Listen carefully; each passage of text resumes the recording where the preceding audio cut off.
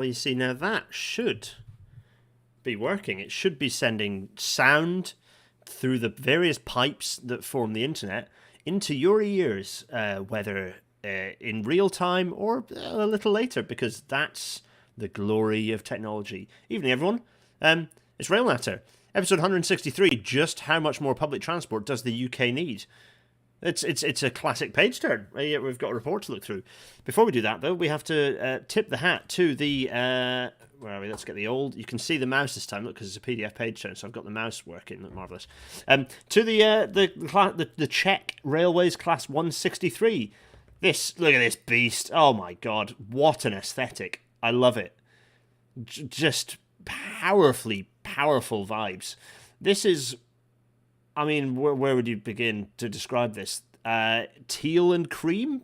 Nice livery. It's a very nice colour combination, actually. I like it a lot. Boxy. It has corrugations on the side.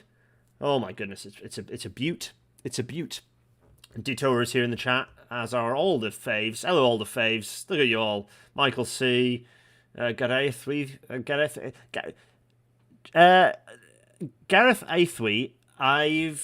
I think that's right. Is that how I pronounced? Is that how you? Because I've never actually looked at your handle and thought how you would pronounce it in a oneer. Anyway, we've met in person. We've shared beer, as have I with all of you who are at the live show. There will be another live show at some point in the future. I'm not going to do another one. It's just that life somewhat overtook me and got in the way. 163 episodes, technically 164 for those who are embedded in the lore. Anyway, there it is. It's glorious. The Czech Railways sort of logo is retro, and I just like this. This thing has portholes. It's got portholes. It has enormous angular vents on the top. This one also has both of its pans raised. There's just a lot going on, and I'm here for all of it. It's a stubby looking thing. Anyway, I must. Silence. Look, everyone's here. Yes, right. Anyway, enough of this waffle. Everyone, welcome to tonight's RailNatter.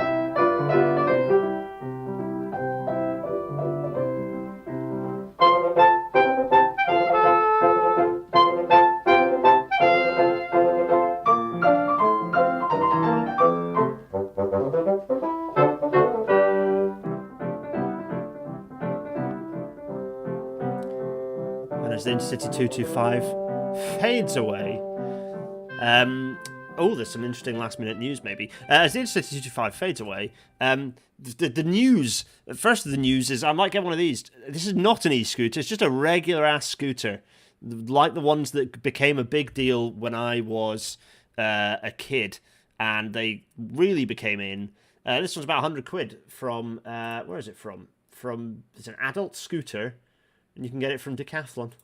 Because I've got an E1, and actually I'm not getting enough exercise, and my bike is a bit out of commission at the moment. I need some TLC. Also, I need to get a new one. Basically, the bike shop said, the bike shop returned to me and they said, literally cheaper for you to buy a new bike than it would be for us to repair this.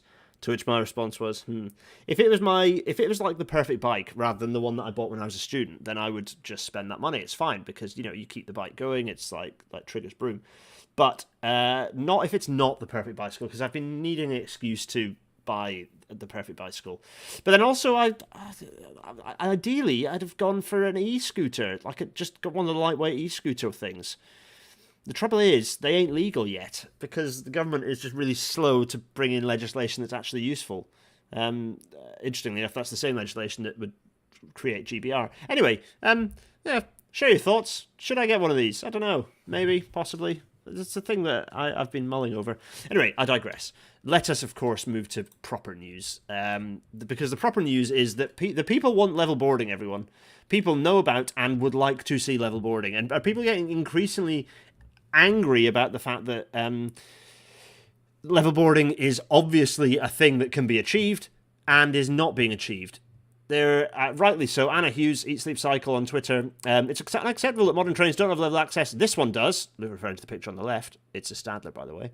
And this one does not. Picture on the right. It's an Electrostar derivative Aventra type machine. These trains are both introduced about the same time. Actually, the Aventra was a lot later. Accessibility issues are not new. Why on earth is this happening? Well, you know what, Anna Hughes? Excellent question. So let's just zoom in on her pictures. As you can see, for some reason, hearts are just constantly appearing in the corner of the live chat. It's fun. I'm glad that's happening. I presume that's people tapping like. Hello to everyone in the chat who is tapping like. People are saying e-bike. I can't afford an e-bike at this point, sadly. So 100 quid, yes. 500 quid for a new bike, question mark. 1,500 quid for an e-bike. Oof. People want level boarding. As we know, this side, level boarding. I mean, it's not, don't get me wrong, level boarding, like, the Stadler solution is by far, it's not perfect. There's a slight gap, and doesn't necessarily work for everyone in a wheelchair. There's enough of a gap. This is a platform that's been set to the correct offsets, but this is a starting point. We have a starting point here, whereas this, which you can't quite see, but there is an angle here.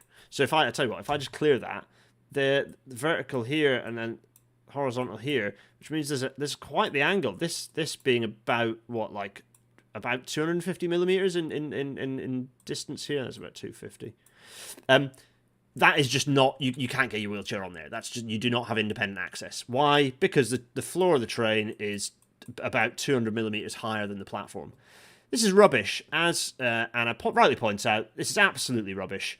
These trains shouldn't have been procured, full stop. They should have just gone for Stadlers outright. And yes, if you want to know more about this, for anyone who's not watched this before, episode 31 is where we talk about how you deliver level boarding, and episode 128 is where we talk about where Simon and I, hello Simon, who's in the chat at the moment, episode 128, have Stadler really built Britain's best train fleet? The answer is yes, and spoiler alert, and level boarding is a key component in that. Deirdre is saying, Detour is saying, Deirdre, I should just use your handle here rather than saying your name, but anyway, sorry. Detour is saying, the pictures, videos of new rolling stock designed in Ireland with level boarding is looking very nice. Agreed. Whose fleet? Is that a Stadler fleet as well? It looks suspiciously like it, but anyway. Yes. So, yeah, Michael says, someone with no mobility issues who once fell over when getting off an Electrostar, I support level boarding. Absolutely. It's for absolutely everyone. For sure. Fully agree. Deirdre, you've got DMs, by the way, from me. Anyway, right. Driverless cars are impossible. It's the news, folks, and this is some fun news. We all knew this, but if we just go to, I don't know why I wasn't using the Wacom. So BYD is an organizer, like lots of Western investors in the Chinese company BYD, and like Warren Buffett and all sorts of people, because they're basically the furthest ahead in the technology. They're the furthest ahead in the actual self-driving technology, and they've said fully autonomous driving is basically impossible. This is what they've said. They've said it's basically impossible. The technology would be better applied to manufacturing, according to the Chinese battery and electric car manufacturer, BYD. Yes. Literally saying this here, that it's basically impossible. Well, I've been saying this for as long as I've known that someone thought this is a good idea.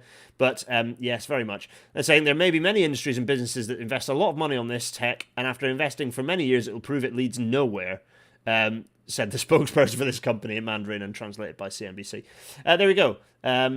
Piece on CNBC. You can go and have a look.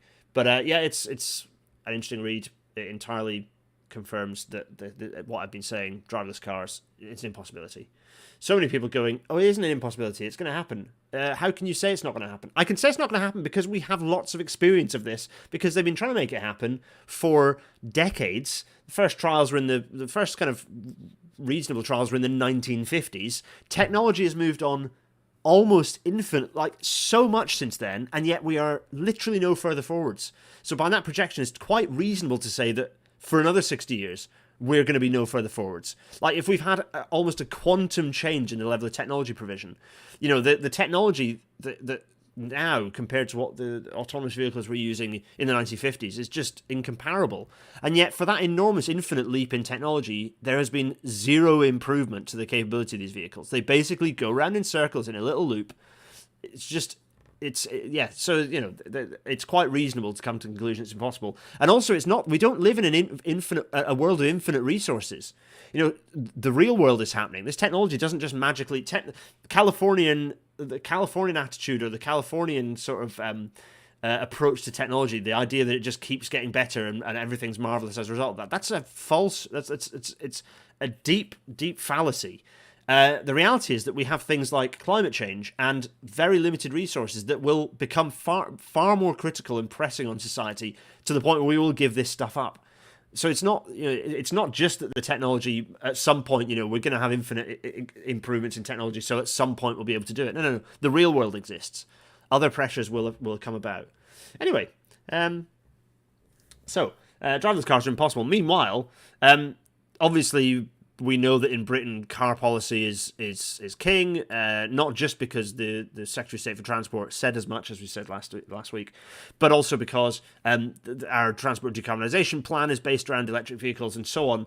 But increasing numbers of, as I've been saying this, other people have been saying this, Centre for Alternative Technology, the CCC, many people saying that it's not just that we can rely on electric vehicles, we have to cut driving. And actually, the Green Alliance have commissioned a report that says we need to cut driving by 20% to curb emissions. That's a sizable reduction in driving, 20% reduction in driving. We also have, so that's a good, go and have a look at that report by Green Alliance UK. We also have Giulio Mattioli here sharing a paper by Lisa Winkler, Drew Pearce, Jenny Nelson, and Oyetun Babakan, basically saying the effect of sustainable mobility transition policies on cumulative urban transport emissions and energy demand.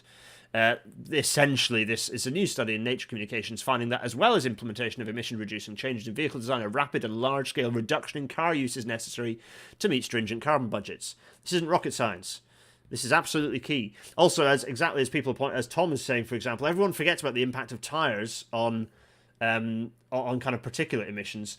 Tires are the biggest source of plastic particulates on the planet right now, and that's only going to get worse as vehicles get heavier. Also, roads and structures and parking lots cannot cope with the extra weight from EVs. We have to reduce the percentage of vehicles on the road, as we've discussed many times. And indeed, that's what this, sort of finishing the news, that's what this TUC report is about. Let's get my miniaturized face in the corner. Hello, everyone. Trans support. There we are. If I go big face for a moment here. Get the merch, everyone, get the merch. Look, there it is. Anyway, sorry, I digress. Public transport fit for the climate emergency. This report we're going to be flicking through today. TUC have published it, and it is going to talk about, they've looked at some of these numbers in more detail, and it's something that we should really be looking through, which is exactly what we're going to do. But before we do that, we have to talk about the TUC and their tiny little logo, because for various reasons, they don't there is no SVG version of their logo freely available, which is interesting, to be honest. So it means you've got to deal with this highly pixelated and small version of their logo. None of you mind, it's fine. What is the TUC? It's a trade union congress. It is every country has one or more what they call them national centres, trade union national centres. Well, this is the one. Yes, so this one is the UK's kind of collective body that collects up all the unions. Most of the unions are in it. Frances O'Grady was the General Secretary until replaced by someone else recently. She stepped down. Anyway, I'm pretty sure most of the unions are in here. And they do research work. Lots of unions do research work. In fact, there's pretty diligent research teams in lots of the unions, because generally the unions have to do research to understand the shape of work and the shape of the type of work that they cover, so they can understand how best to represent their members. Trade unions are good. It's good. Anyway, let's talk about this report. In fact, let's do the thing that you all want me to do, which is bring the report up, because it's a page turn. We haven't done one of these in a while. How do we do page turns again? Right. George De Silva's surprised I didn't mention the DFT redesign at Euston. It's just, there's only so many times you can say the same thing, which is government is stupid. They're just making they're deliberately bulldozing, so to speak, bulldozing HS2 to make as little of it. They're trying to wreck it as much as possible for the next general election. That's basically the plan. There's not much more to say on that. Anyway, here we go. Public transport fit for the climate emergency. More services, more jobs, less emissions. I mean, we agree with all that stuff. So here you can see we've got the TUC, ASLEF, the RMT, TSSA, Unite, all collaborating on this, and people from ex-Campaign for Better Transport, Andrew Allen, Mark Barry, who we know from University of Cardiff. We know Jonathan Brain, Tom Ellerton from Urban Transport Group. Mal Drury-Rose, I don't actually know Mal. Hello, Mal. Tom Forth, friend of the show. Robert French, who's the author of Bus and Train User. There. James Hammett from UK Trams. Dan Hayes, I don't know Jan, Jeff Hobbs from TFL, Stephen Joseph, yes, no Stephen, Dave Powell, there he is, Dave Powell, our boy, level boarding, from the Liverpool City Region Combined Authority, Liam Robinson, again from Elka, I don't know, Trevor Rosenberg from Travel Watch, and Maggie Simpson from the RFG. The reason I named all those people is because it gives you an idea of the sorts of people who are bouncing around, and who are experts in this stuff. I need to arrange my lighting rig better. I cannot tell you the extent to which this is horrendously jerry-rigged. In fact, I can, because I can put you into... I can put desk cam on and show you that this thing is literally like just resting. It's just resting on the top of these monitors. It's fine. Anyway, sorry, I digress. Right, we want to get through this thing before the end of the day, so let's get on with this thing. We have... How many pages do we have? Quite a few appendices. There's 50 pages to get through here. Let's okay, so... That's right. We generally, okay, there's a forward here, fine. We don't worry about the forward. We don't worry about the executive summary because we're going to go through that stuff anyway. People are enjoying the trans support hoodie on Adam Evans. I'm glad it's very soft. That's nice. It won't last when you wash it a couple of times. Anyway, introduction. Climate change, although dangerously advanced, remains a choice. Climate breakdown is not inevitable. We have the knowledge and the means to drastically cut greenhouse gas emissions and stabilise the climate at 1.5 degrees Celsius. What they mean by that is 1.5 degrees Celsius above baseline average temperature. A world-class public transport system is also a choice and is within our reach. The current deregulated and fragmented system we have in Britain outside London is not inevitable. We have the knowledge and means to create a comprehensive, fully integrated, reliable and affordable public transport system fit to address the climate emergency. Okay, good. We all agree with this stuff. This is going to be... I'm not going to flick through this word by word. You're going to see how I would be looking at it if I had an hour to... Well, half an hour, 45 minutes to whiz through it. So let's do this thing. So, okay, we know that Section 2, climate crisis, need for action. Okay, we know this stuff.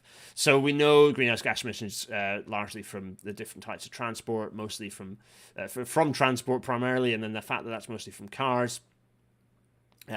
So fine. We cannot rely on electric vehicles alone to decarbonise transport, even with the ban on the sale of new petrol and diesel cars and vans by 2030 and a zero-emission vehicle mandate. Most cars on the road will still be fossil-fuelled in 2030. That's the key point. Absolutely key point. New cars are only a small proportion of the total number of cars on the road, and thus it'll take many years at a feasible rate of churn to replace all of those vehicles with EVs. There we go. Interestingly, they cite the government's transport decarbonisation plan. Yeah, the trouble is this is the only thing that they say in that bloody thing, because we did a page turn on it, remember? Increasing car occupancy and encouraging public transport use are two measures that can immediately cut transport's carbon emissions. But the government has not come up with a plan to actually deliver this. There's no... and they also didn't provide the underlying data in support of the national carbon targets. They have actually now. They have actually provided this. There are no national targets for modal shift or traffic reduction. Oh, look, that's a thing I've been saying. And in July 2022, the High Court ruled that the government's net zero strategy was in breach of the Climate Change Act by failing to produce detailed climate plans to meet carbon targets. The government now has until March 2023 to come up with those detailed plans. They haven't provided them. Anyway, there we go. The CCC have warned that electric vehicles must not be the sole focus, with action also needed on demand and modal shift. The government has made the significant step of acknowledging the need to limit traffic growth and has provided significant funding to some key areas, but has not set a specific ambition or used all its available levers. It now needs to go further to set this aspect of the sectoral pathway in motion. Also, the subnational transport bodies saying, decarbonisation requires a step change in the way we view and plan connectivity. So all this stuff is happening. All these discussions are being said, all these discussions are being had, all the statements saying that there is a desperate need to shift people away from cars, shift us away from private transport.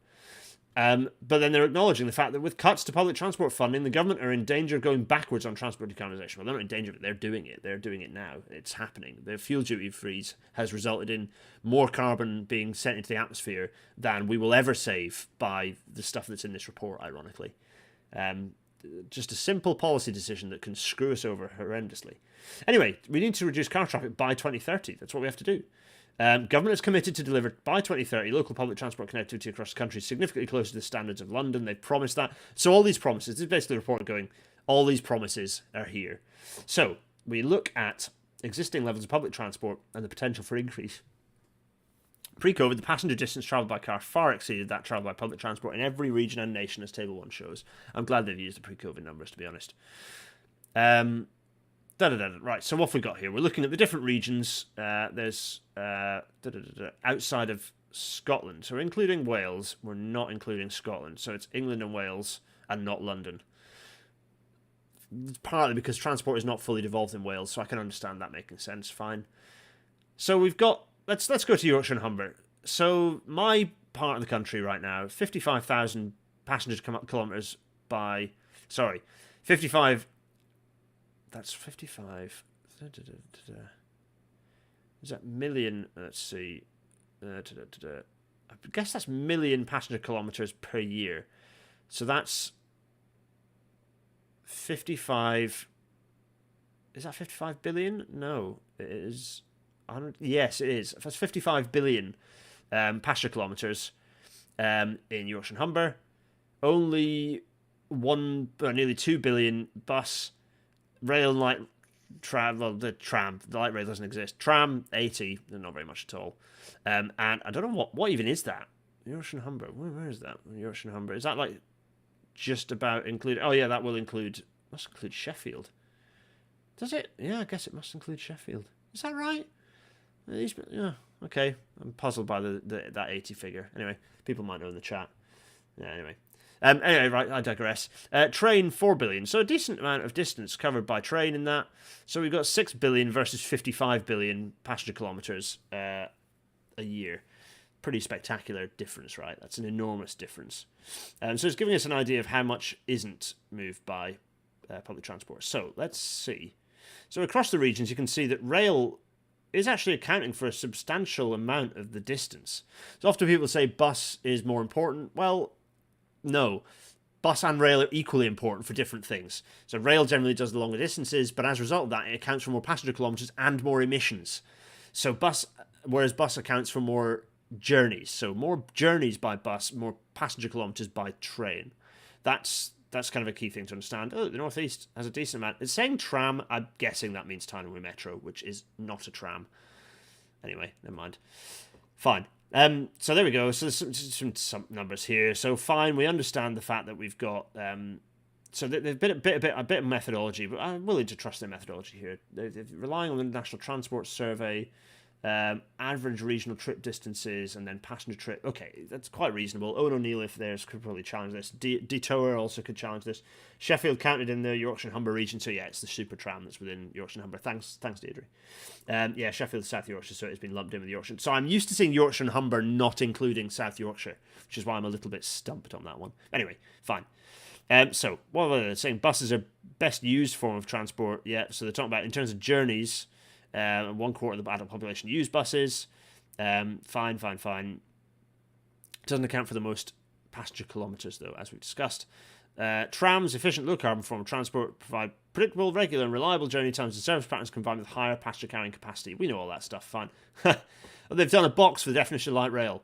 Light rail covers a range of different systems of most familiar being trams. This is the Gareth Dennis box here, which is very good. For the purpose of this report, any reference to light rail trams are for systems which predominantly reallocate space from roads rather than tram train systems where trams run on both an urban tramway network and on mainline railways.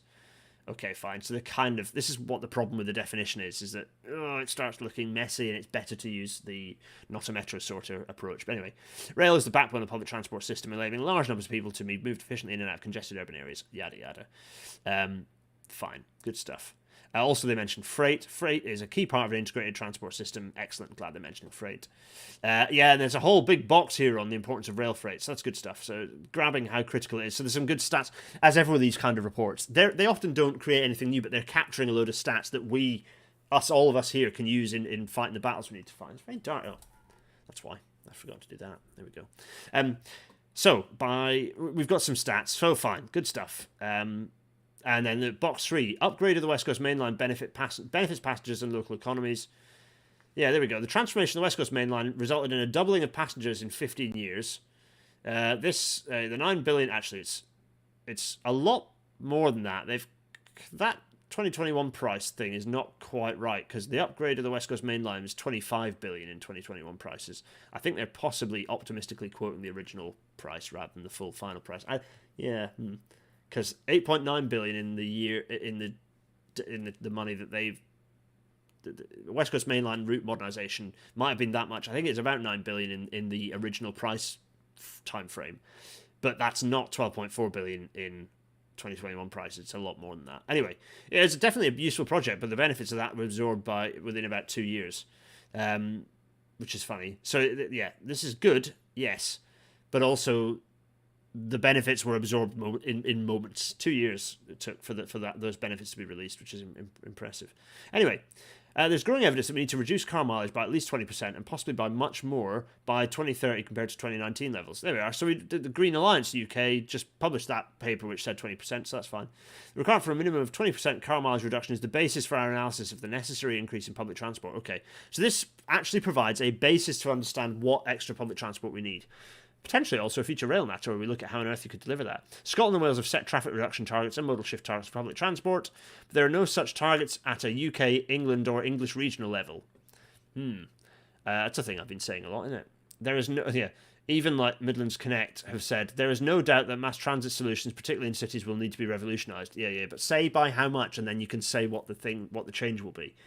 Proportion of total miles travelled by car and van drivers in 2019 by average trip distance. Here's a nice breakdown of the different types of journeys. So we're seeing there's the biggest chunk actually is journeys of 10 to 25 miles, which actually are very well suited to rail. Those are good rail distances. They're not necessarily as well suited to bus. Bus cover, if you lump in sort of 0 to 10 miles, that's about what is that? That's about the same. So 28%. Then if you include the small stuff, it's more. So bus nicely accounts for like most of the trips there. So what is that? 3? So it's 31% kind of bus, and then all the rest of the journeys are really suitable for rail. So particularly long distance stuff. But 10 to 25 miles is really rail domain as well. So in terms of that breakdown, rail could conform to the majority, but those categories, those breakdowns are fairly arbitrary, so that doesn't mean anything. Anyway, it's the mileage rather than the number of trips that's important in terms of reducing carbon. So yes, the majority of trips are less than 5 miles. Those only account for 15%. Pedro J UK. Pete, you're in here. Pete Johnson's in here. I know you're watching this. This is your stat that you bring out a lot. There's only account for 50% of the distance. It's the car and van trips over 10 miles that account for the majority of the distance and carbon. So I'm massively pro-bus. I'm a pro-bus guy. But all of this is saying that rail is the part of the public transport system that needs to step up, really, for this. So, they said, we've assumed that 10% of total car mileage will be reduced through measures such as working from home, use of remote technologies, destination shifting, better land use planning, and more car sharing. They've assumed that half of the reduction in road usage, in private vehicle usage, motor traffic usage, comes from demand reduction. So that's a pretty reasonable assumption. There's a methodology in Appendix 2 that shows this is plausible. Fine. So this 10% combined reduction is in the absence of any restraint measures or incentives, and additional reductions could be achieved through restraints on car travel, road pricing, reduction of parking provision, etc. So that means that the other 10% can be reduced by mode shift. This is a minimum amount. So that's quite neat. So that's what they've assumed. They've assumed 10% reduction and a 10% shift. Now, so the figure that I give of doubling rail's capacity by 2050 comes from my assumed 10% mode shift from road to rail, which interestingly enough is precisely what has been given here, which is really interesting. Yes, sorry, go on. Do shout things. Also, yeah, it's a very good point, Xander. You're saying that bus numbers are small in relation to rail because bus service provision is so rubbish. Jack Elliott is also rightly saying there's something to be said of getting people out of their cars for the short, common journeys, because that'll get them out of their cars for longer journeys too. Yeah, absolutely. If people have decided they don't need a car, then they're less likely to use a car. If they decide they don't need one because all their regular local journeys are car-free. See also a lot of people in London. Anyway, so there we go. So this means 28 to 45% of those journeys could be shifted to bus. Sorry. Bus and tram. I'm not breathing properly. 41 to 69% could be shifted to rail. So there we go. So that's an estimate of the future public transport levels needed. Okay, fine. So this then goes to each region and how much extra bus and how much extra rail it needs. What's interesting here is you can pick out the regions where you need the biggest increase. And what I would like to do, if I may, oh, forgive me, I'm going to do a thing which I should have done and should have thought ahead on, but I've just thought of it now. I'm going to go into my permanent institution teaching material, and I'm going to pull up, there we are, this. In fact, let's get out of here, so I won't go through the whole thing, because at some point I'll just do it as a rail narrow. Let me go down to, there we go. I need to go to the investment across the regions. There we are. That's what I wanted. Just maximize this. So, bearing in mind what I had there, what are the two regions that require the biggest change? The southwest there, in both counts. Okay, so buses, it's pretty much across the board. That's because buses are being decimated by this government. So let's put bus to one side, because bus doesn't necessarily require massive infrastructure. Buses are cheap. You can roll them out really nicely and easily. It's just that governments, successive governments of all colours and stripes, have just hate buses because they hate us. But if you look at rail, which requires public transport investment, that's where you can see, I think there's a correlation here. And the correlation I want to pick up on is, let's have a look at this. So, the area with the biggest change required is the East Midlands. Let's bring back this presentation. Oh, look, the East Midlands is the big chunky red line. Historically, the two areas with the lowest regional investment, this is UK transport investment per head by region, are the East Midlands and the South West. Wales is a little pink line, not actually doing too badly. Wales does all right for itself. Let's just go back here. What are the two areas that need the biggest investment? Well, okay, Wales is there, requiring more investment, fine. But the South West is third place, and the East Midlands second place. I'm not going to labour this point, but it's interesting that this historic lack of investment here is that historic lack of investment is reflected in how much extra work we need to do to get to kind of, or how much extra capacity we actually need on those systems. I think that's an interesting point to pick up, which is why I did so. Comparison with other studies. The Confederation of Passenger Transport have estimated that bus passenger kilometres need to increase by 2/5, 41% by 2030, compared to 2019 levels to meet carbon targets. Although this is lower than our estimates, it also suggests a step change in patronage is needed. Yeah, so it's just a bit useful to kind of pick that up. These estimates should be regarded as an absolute minimum for the scale of increase needed, and maybe much higher if, say, the number of fossil-fueled cars on the road by 2030 is higher than expected.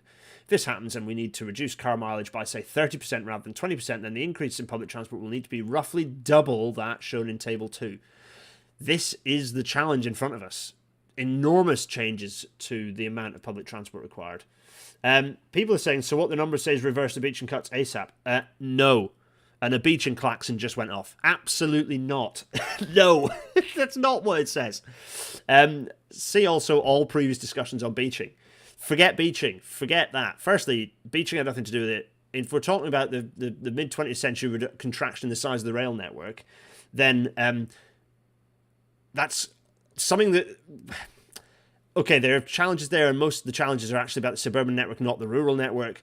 But we need the rail network for today, not the rail network that as it looked in the 60s. So forget the way the rail network looked. What we need to do is look at what the rail network should look like for the future. If that happens to coincide with where there's a bit of old railway line, then great, that makes the civil engineering a bit easier. But forget the former rail network. Look at what the rail network needs to look like in the future. So forget, there's a massive beaching klaxon going off in the background there. Just forget beaching. Anyway, that's a t-shirt, isn't it?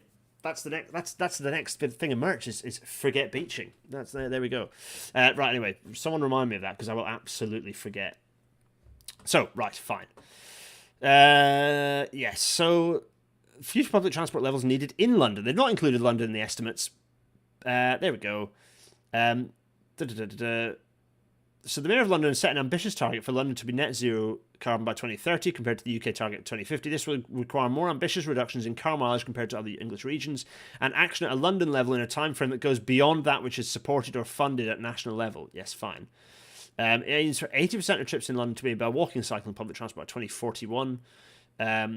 So there's a lot of, let's see, substantial amount. Oh, there's a lot of text here. So this is basically saying, yeah, we're just saying good stuff in London too. That's fine. Right, let me have a think here. So there's lots of London stuff. That's not basically London needs to do a lot more. It's talking about the fact that London is not centrally funded. That which is ridiculous. That needs to be reversed. Absolutely reversed. So there's a lot of stuff that we see a lot saying, look, don't level down London. Yeah, basically like government should be funding London as it was before it decided to cut, before Boris and Gideon agreed to cut the funding collectively. But also, we need to be funding, this thing that I had here, this.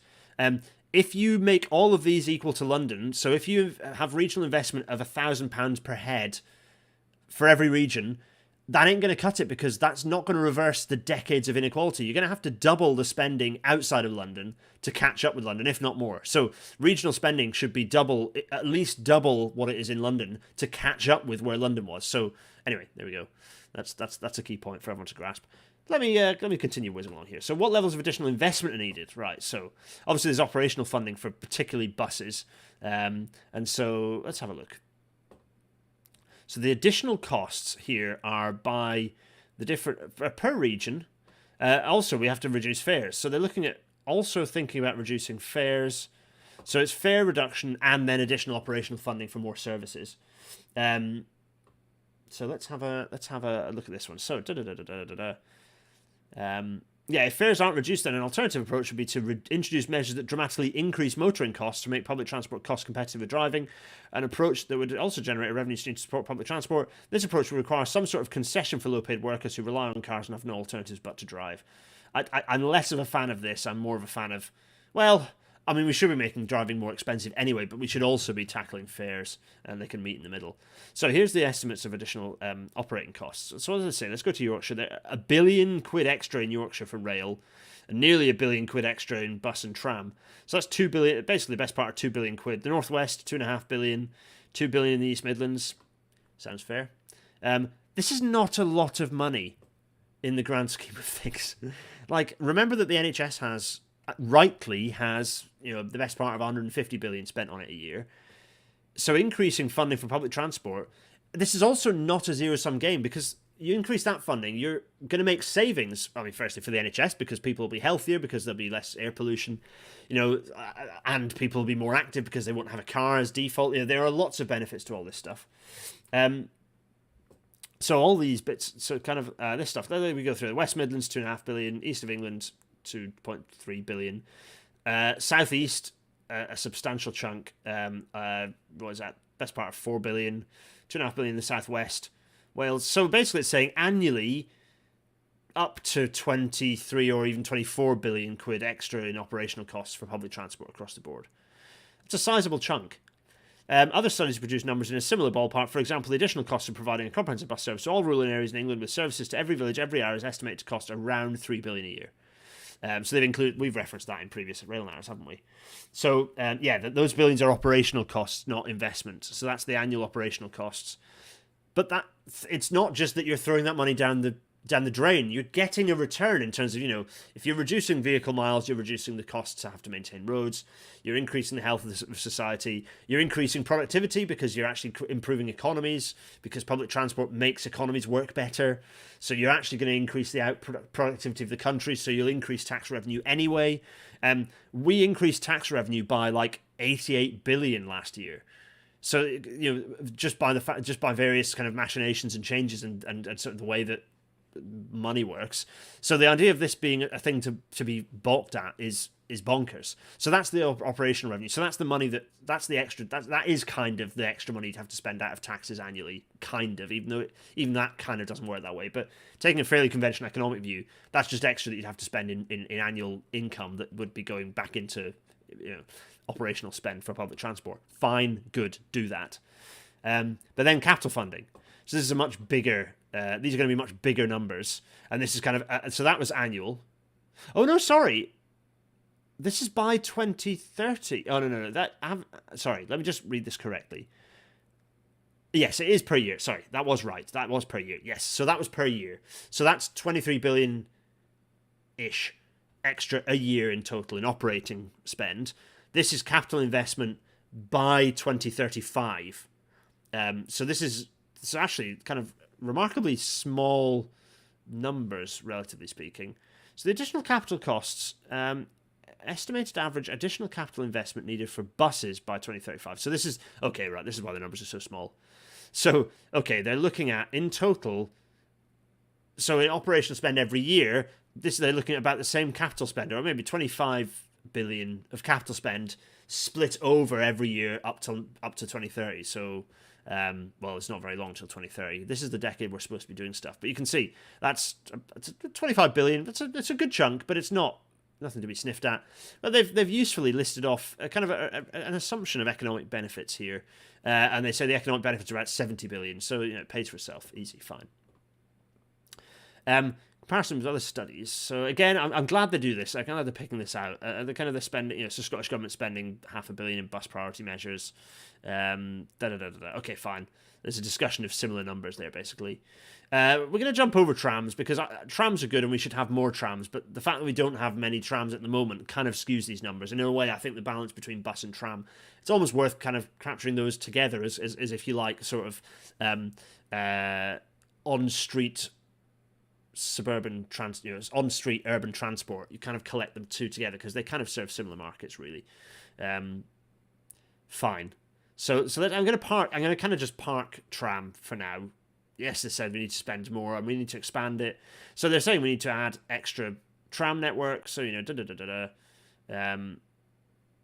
so it's saying basically to match kind of the equivalent length in France, and assuming a kind of a 40 million per kilometre capital cost, it means 14 billion to expand to kind of create all that light rail. That's not much. It would treble the amount of track length compared to the existing network, but it would be much less than the existing track length in, say, Germany, for example. And again, they're using light rail, which isn't a hugely useful comparison. There we go. There's a bit of stuff on tram, but rail, big rail, heavy rail, which again doesn't exist, just rail. The capital cost of heavy rail can vary greatly depending on local circumstances. Fine. There's no detailed national rail strategy. Correct. The delays to government's rail network enhancements pipeline. How many days is it now? Like nearly the best part of 2,000 days since they last published it. Just absolutely shocking. GBR is developing a high-level 30-year strategy, but many in the industry are calling for a detailed delivery plan. Yes, I'm one of those people. I don't know if specifically. In fact, they won't be specifically citing me. I'm a nobody. But anyway,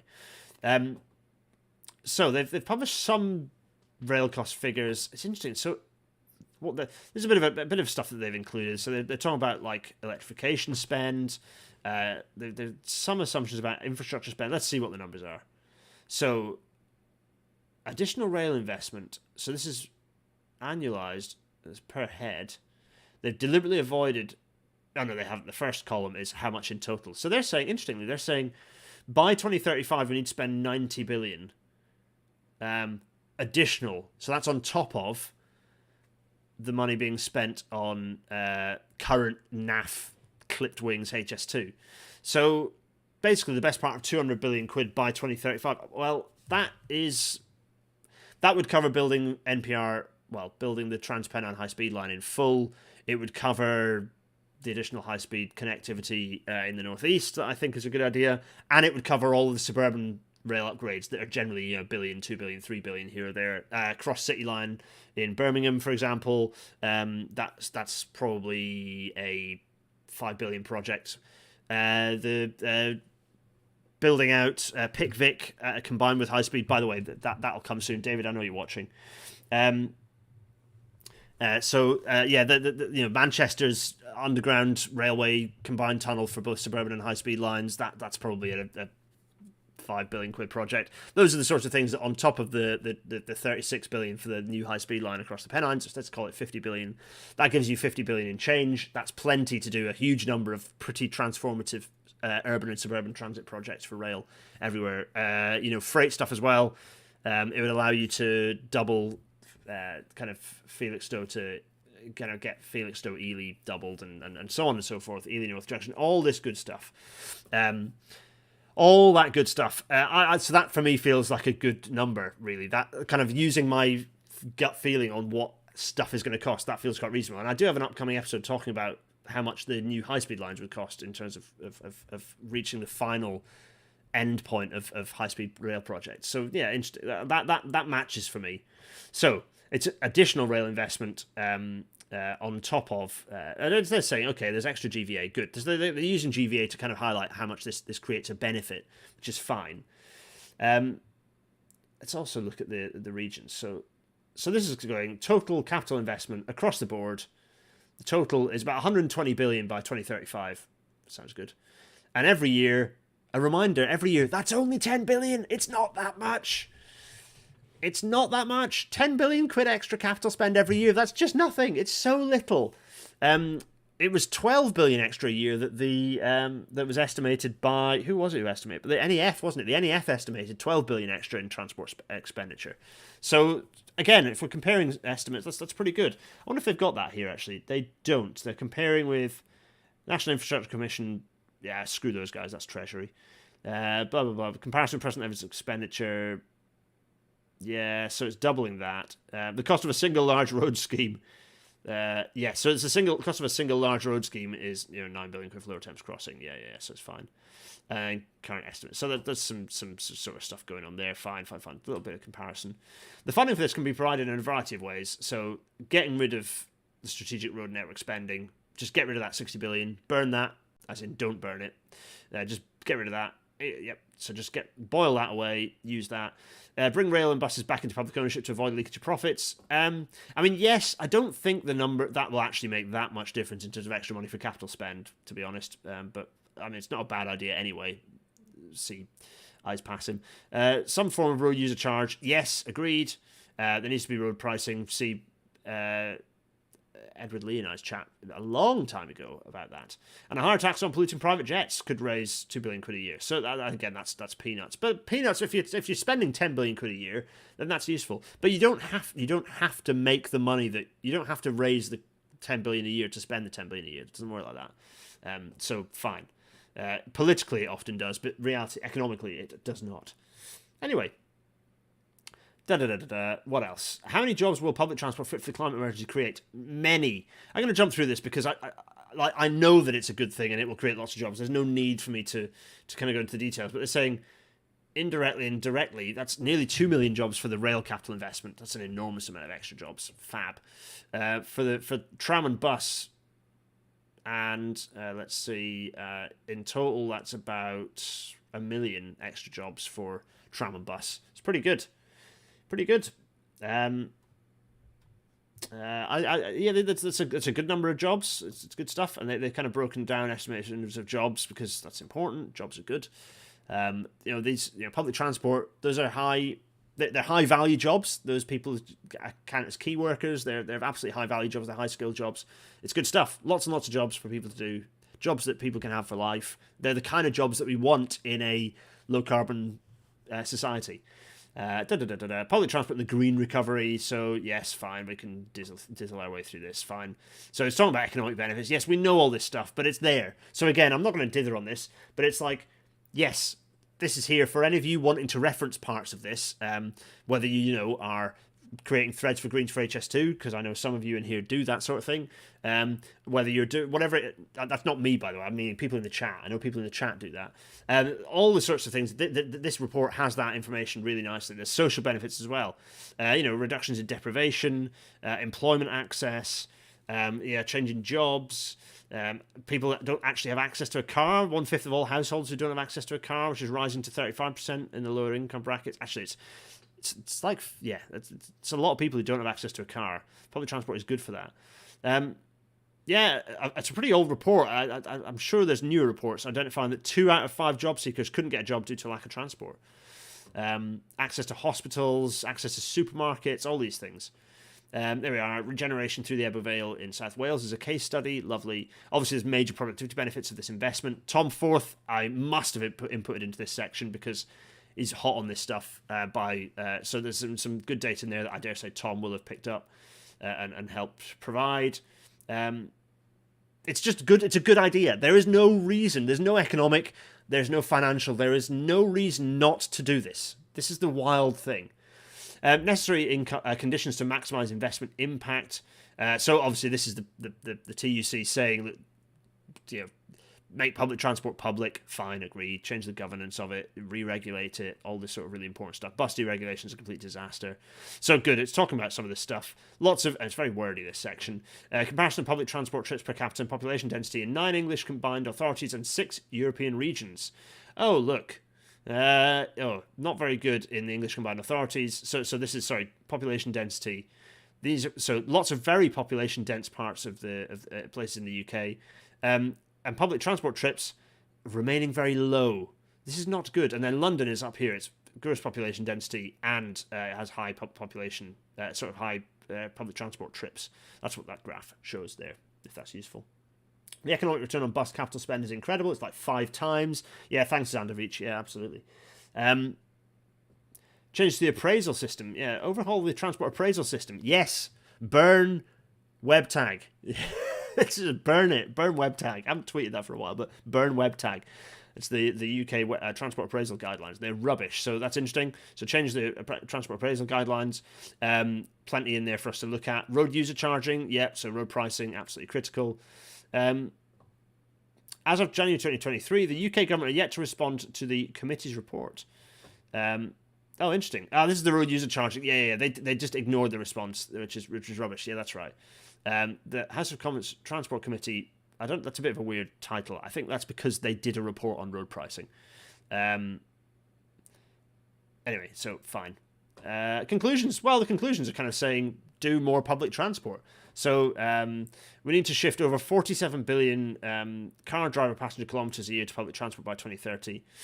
To shift this amount of car use to public transport requires an increase of around 120% in bus, in let's call it on-street urban transport, and around 80% in rail passenger kilometres compared to pre-COVID levels. So yeah, so that is basically looking like the figure I give of doubling rail usage by the middle of the century. But actually, they're saying this is by 2030 to 2035, which is very soon.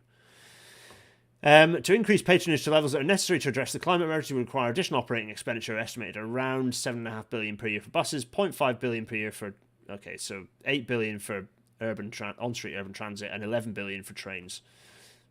Good, rightly so. That means lots more public transport. That's the whole point. We have to do this stuff. Suburban transport in the UK is rubbish, and this is how you fix it. And quite a lot of other stuff, as we discussed, lots of other things, talking about jobs, require capital expenditure. There's developing tram systems, fine.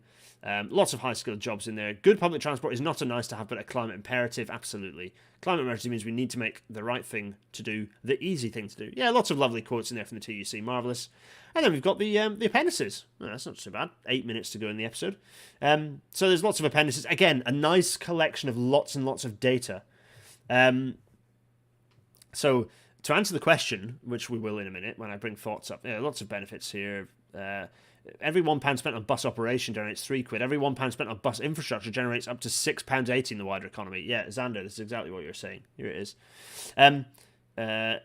Fine, lots of stuff. What's this? Sorry, I'm bouncing around. Every journey on the North East Metro and local rail generates £8.50 in the wider economy. This is like a key one. This is what we are talking about, Beeching. By getting rid of suburban rail transport, this is what you screwed up, is the fact that you generate the most return from urban and suburban rail transport, like the Tyne and Wear Metro, which isn't a metro. It's a light metro, sort of, except that it isn't. It's light suburban rail. Anyway, but it's very valuable. It's very valuable to the economy. Lots and lots of stuff here. Talking about changes needed. Lovely, very nice. So yeah, that's really nice and useful. Talking about cost of living, so fine. There's kind of the analysis. It's the regional summary. So these are the regional summaries. So they go through each of the regional summaries. I'm flicking through quickly, so look away if you're photosensitive. Then there's the appendix looking at assumptions and methodology. So that's all in there if you want to dig that out. And then talking about trams in an appendix. The impact of COVID. Well, I've talked quite a bit about this, and we'll revisit this again from that paper that we're going to look through at some point. There's a paper that's being updated with COVID trends, so we're going to look back at that. Cost of providing a bus to every village every hour by region. That's a kind of CPRE did that, so there's the costs in there. The RNEP pipeline schemes by region, except that they're not really. So there's a list in here that's kind of like unclear, unfunded.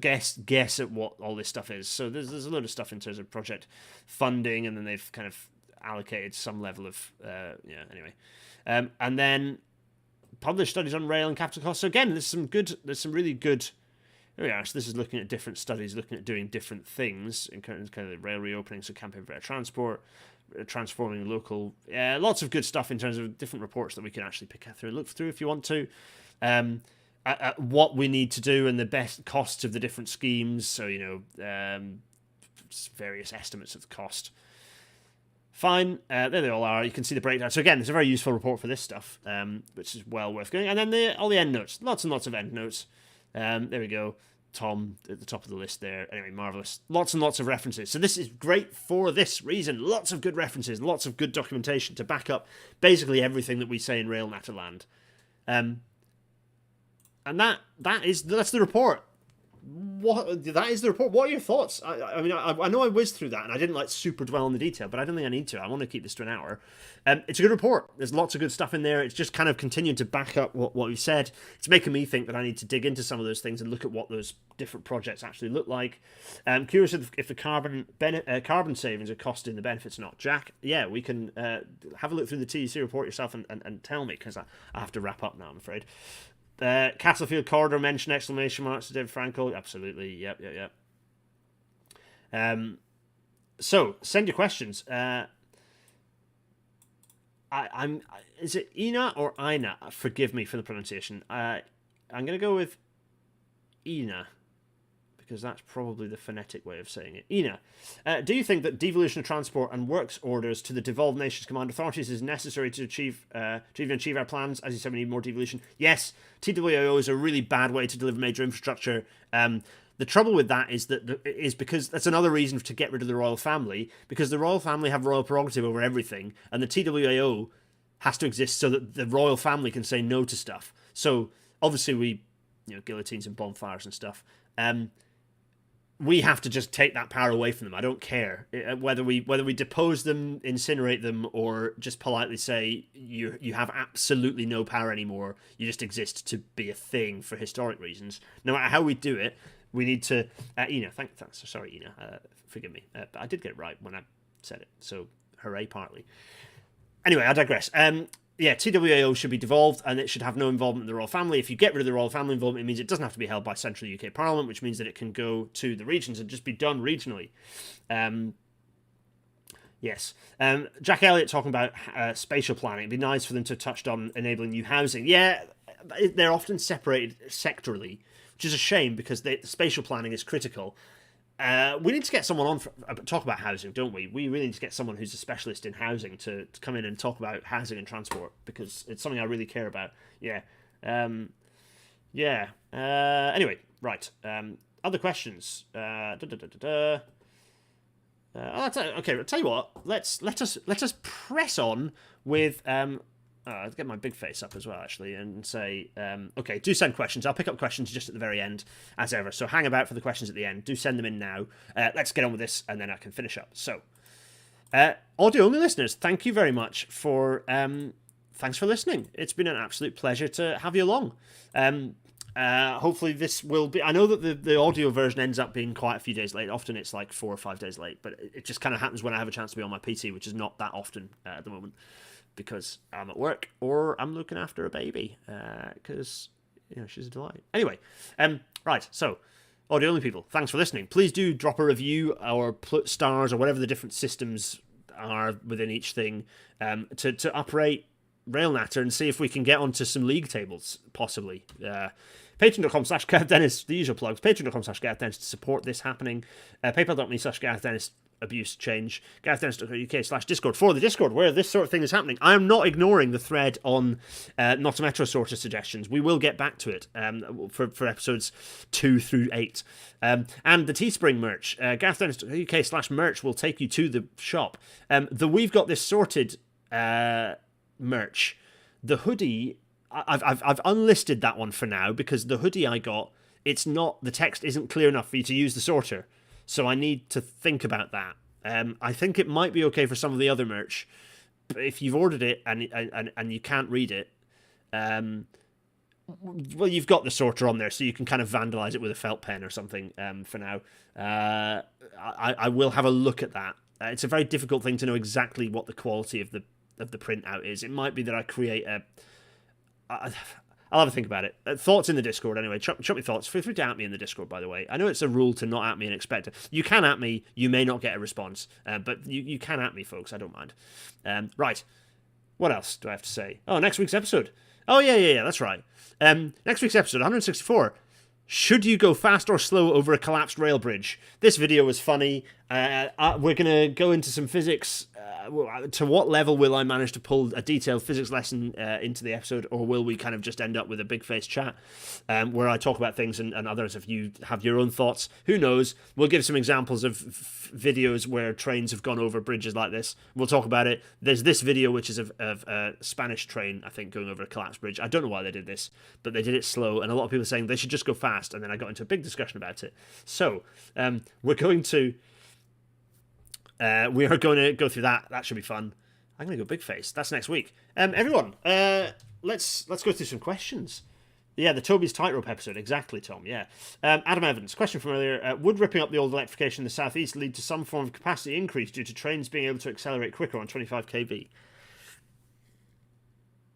Yes and no. I don't think that's a good idea because of the amount of people it required to replace that. Okay, cost, forget cost, but the number of engineers you'd need. We just don't have the electrification engineers to deliver the electrification in the southeast where there's third rail and do the rest of the country. So no, let's just stick with what we've got in that case, and just make trains lighter so they can accelerate more quickly. Thomas Gray joined late. Was there anything on interaction with freight? There was a couple of freight case studies, but there wasn't a huge amount about moving HGV goods. It was mostly about passenger journeys, so there wasn't as much in there about freight as I'd like. It'd be interesting to know what. Yeah, there's clearly a gap there in terms of an assessment about what extra freight we need. David Frankel, where does that 40 million per kilometre guesstimate for light rail come from? Is that including stops, rolling stock, and everything? I think it is, yes, including everything. 40 million per kilometre, that seems to sit right for me, actually, on the basis of what I've seen for tram projects across the UK. That looks about right from my numbers. So yeah, it's about twice the cost of rail per kilometre, per single track kilometre. Rural rail, yeah. Thomas Gray, thoughts on discontinuous electrification? It's bad. Don't do it. Don't do discontinuous electrification. Adam Mortimer, I wonder what the likelihood of proper top-down investment towards a better transport system, even under a Labour government, would be. I'm not optimistic. I'm using all the thumb screws I have at my disposal to ensure that we have a public transport positive transport secretary. But the reality is, it's not the DfT who have that power.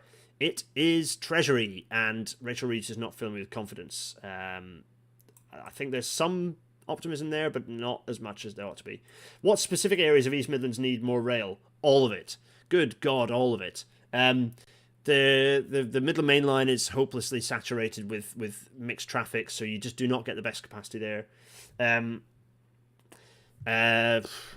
Nottingham hasn't got enough rail capacity, and the East Midlands rail is good in the East Midlands, particularly because it's quite a high population but quite disparate, low density population area. So rail, you need rail more than buses, although buses are very good in Nottingham, for example. 18 billion is only double the 9 billion for the Lower Thames Crossing. Absolutely. Tim Davis asks, do I think housing and transport should go hand in hand more be the default? Yes, absolutely I do. Ruben Jelly, really enjoy videos. Any ideas for HST towards the southwest? Liked your video on Welsh alignment and thought you may have suggestions for getting for high-speed lines down to the southwest. Yes. The future episode on what Britain's ultimate high-speed rail network should look like will be soon. It will be soon, and we will answer your question, Ruben, in that episode. Yes, with Newnham Viaduct out, it's very noticeable how much freight is now on the East Coast Main Line overnight. Yeah, I'll bet it is. Right, the episode must draw to a close. I'm going to wave vigorously. Everyone, thanks so much for joining. It's a pleasure, as always. I'll see you next time, where we talk about trains falling down ravines and stuff, going over bridges and bangs and all sorts of physics and good fun. I'm going to wave vigorously while I shout... trans rights and human rights, and all the money from this, which is now I think about 80 quid, will be going to all of that going to the York LGBT Forum. So there you go. Anyway, right, he's waving. Cheerio, cheerio.